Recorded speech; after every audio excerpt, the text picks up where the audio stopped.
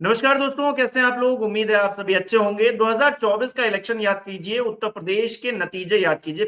कहा यह गया कि पीडीए ने बहुत बड़ा झटका मोदी जी को दिया और ऐसा झटका दिया कि वो बैसाखी सरकार पर आ गए। लेकिन उसी पीडीए का हाल डबल इंजन सरकारों में क्या है, कांग्रेस ने एक ट्वीट किया है, जरा उसके जरिए देखिए। कांग्रेस ने लिखा है, पिछड़ा, दलित, आदिवासी, मोदी सरकार में कोई सुरक्षित नहीं।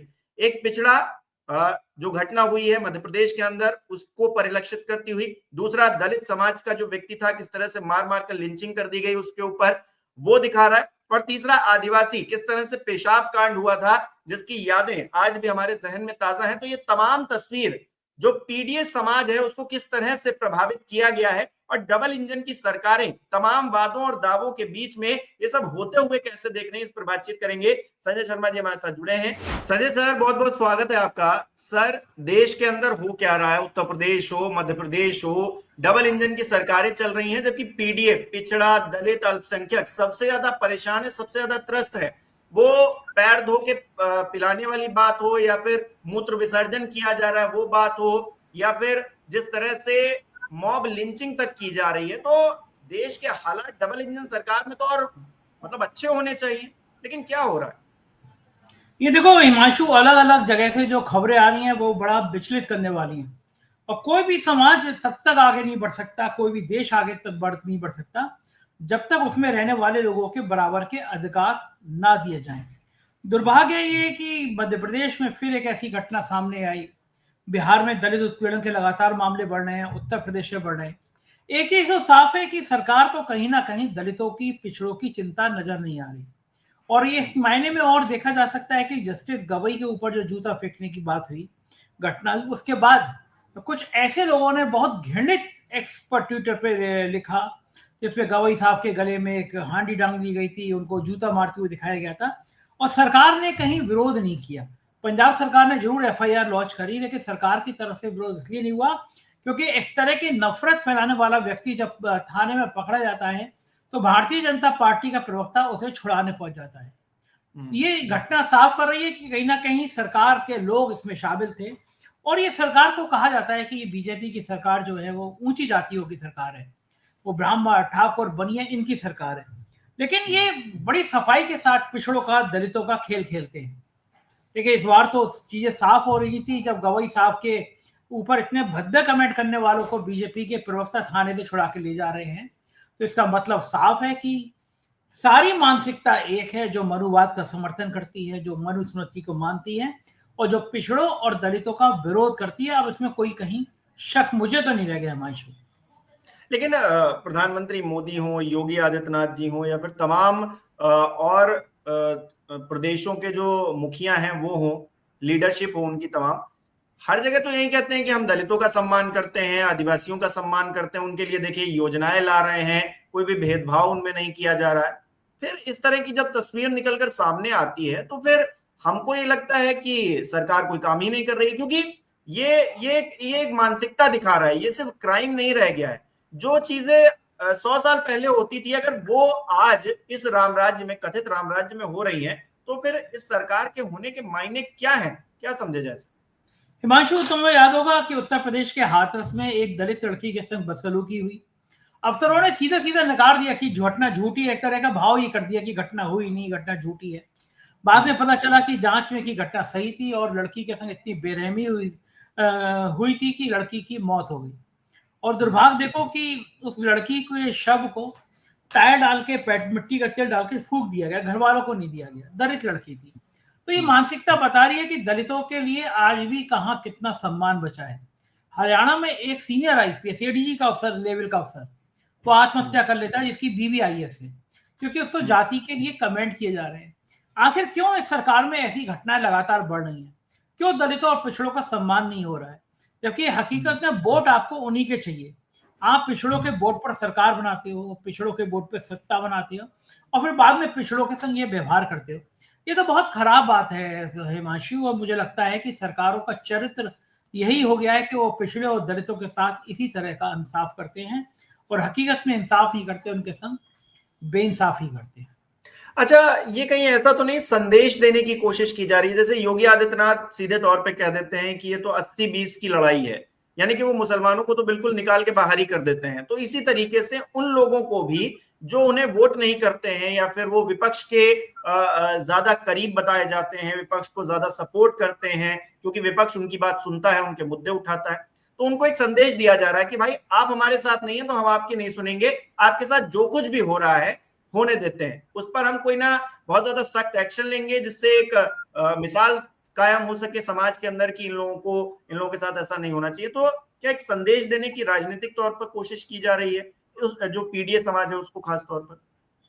देखो, ये संदेश तो इस महीनों में है क्योंकि उनको पता है कि जब आखिर में चुनाव आएगा तो हम 10,000 रुपए खाते में दे देंगे, तो हमें इस पिछड़े और दलित समुदाय का वोट मिल जाएगा, पैसा कैश ट्रांसफर करेंगे।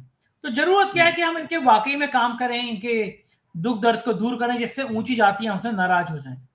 तो बीजेपी एक जमाने में बनियों की पार्टी कही जाती थी, और मुझे तो लगता है कि अभी भी जो ऊंची जाति हैं उनका वर्चस्व कायम है। आप लाइन से देख लो ना, राजस्थान का मुख्यमंत्री ऊंची जाति का, उत्तर प्रदेश के मुख्यमंत्री ठाकुर, वो तो कहते भी हैं कि मुझे क्षत्रिय कुल में पैदा होने का गर्व है, भगवान राम भी इस कुल में पैदा हुए। उत्तराखंड में क्षत्रिय, और जबकि हाल ये है कि उत्तराखंड में भ्रष्टाचार की गंगा बह रही है, गंगा के तूफान आ रहे हैं भ्रष्टाचार के। उत्तर प्रदेश में नौकरशाही ने जकड़ लिया है। राजस्थान के मुख्यमंत्री सीधा साधा से कोई जानता ही नहीं है। मुझे कल कोई बता रहा था कि उनको वहां मंत्रियों के सीवे भी लिखवा दिए गए हैं। राजस्थान की अलग कहानी चल रही है। तो जो बड़े बड़े राष्ट्र हैं, महाराष्ट्र ब्राह्मण मुख्यमंत्री, तो जो बड़े बड़े राज हैं जहाँ मलाई ज्यादा है वहां पे ऊंची जातियों का वर्चस्व है। और आप राहुल गांधी ने जो कई बार सवाल उठाया है कि जो देश चलाते हैं उन अफसरों में से पिछड़े और दलितों का कोटा शून्य के बराबर है, बहुत कम है। तो ये हक जो है चाहे नौकरशाही के लेवल पे हो चाहे समाज में राजनीति के लेवल पे बहुत कम है। और जब कोई गवई साहब जैसा आदमी देश का सुप्रीम कोर्ट की कमान संभालता है तो इतनी हिम्मत हो जाती है कि कोई मानसिक विकृत व्यक्ति उन पर जूता फेंकने की हिम्मत कर लेता है। और घंटों 5-6 घंटे बाद जब कांग्रेस के बहुत सारे ट्वीट आ जाते हैं, आम आदमी पार्टी की निंदा आ जाती है, तब प्रधानमंत्री को होश आता है, बीजेपी को होश आता है कि इसकी आलोचना में कम से कम ट्वीट पे तो कुछ लिख दें। लेकिन जो हिंसक व्यक्ति होते हैं, जो हिंसक पोस्ट करते हैं, उनको छुड़ाने के लिए अपने नेता भेज देते हैं थाने पे, वीडियो वायरल है। तो कहीं ना कहीं हाथी के दांत खाने के और हैं, दिखाने के और हैं। हिमांशु, आपको वोट चाहिए इसलिए वो सेवा करेंगे, सत्कार करेंगे पिछड़े और दलितों का, और जब मौका आएगा तो फिर वो किनारे हो जाएंगे, कोई मतलब नहीं है। अच्छा, महिलाओं की बड़ी बात होती है डबल इंजन सरकार में कि महिलाओं के लिए बहुत काम कर रहे हैं क्योंकि आधी आबादी है, लेकिन महिलाओं की स्थिति भी तो अच्छी नहीं है। तो ना पीडीए समाज और ना आधी आबादी, जब कोई भी इस राज में ये जो कथित राम राज चल रहा है इसमें सुरक्षित महसूस नहीं कर रहा है या फिर अपने आप को कॉन्फिडेंट फील नहीं कर रहा है, तो फिर क्या यही ऑप्शन बचता है कि दूसरों को मौका दिया जाए, जो विपक्ष में बैठे हैं उनको मौका दिया जाए, उनको दोबारा सत्ता में लाया जाए, कम से कम जो वो वादे कर रहे हैं, क्योंकि इस सरकार ने जो वादे किए वो तो जुमला जुमला कह के बातें हवा हवाई हो जाती हैं और फिर लास्ट में जैसा कि आपने बताया भी पैसे ट्रांसफर कर देंगे, हम ये कर देंगे वो कर देंगे और माहौल बदल के आप वोट ले लेते हैं। तो दूसरों को मौका देने का क्या वक्त आ गया है क्या? देखिए, दूसरों को मौका देने का वक्त तो बहुत पहले आ गया था, लेकिन जब राजीव कुमार, ज्ञानेश कुमार जैसे लोग मौजूद हों, या छोटे से घर में 4-4 हजार वोट निकल आए, वन रूम सेट में 250 वोट निकल आए, वोट चोरी ऐसे हो जाए तो वक्त किसका पलटेगा? आप आज भी अगर बिहार में जिस तरह का संकेत आ रहे हैं, संदेश आ रहे हैं, जन धरातल पे भयंकर मुखालफत है एनडीए की, लेकिन सब लोग ये कह रहे हैं कि अगर वोटर लिस्ट में झोल होगा फिर आदमी कोई कैसे चुनाव जीतेगा? हरियाणा में, महाराष्ट्र में, दिल्ली में जिस तरह वोटर लिस्ट में खेल किया गया, उधर साफ है कि भाई आप तो पहले ही बेईमानी कर लोगे, किसी के हाथ पैर बांधोगे और कह दोगे चलो कबड्डी खेलते हैं, तो कैसे होगा? कबड्डी का रिजल्ट तो पता ही होगा ना। आप वोटर लिस्ट में लाखों लाखों वोट की धांधली कर दोगे और फिर पूछोगे चलो आप गेम खेलते हैं, तो कैसे गेम होगा? संभव ही नहीं है।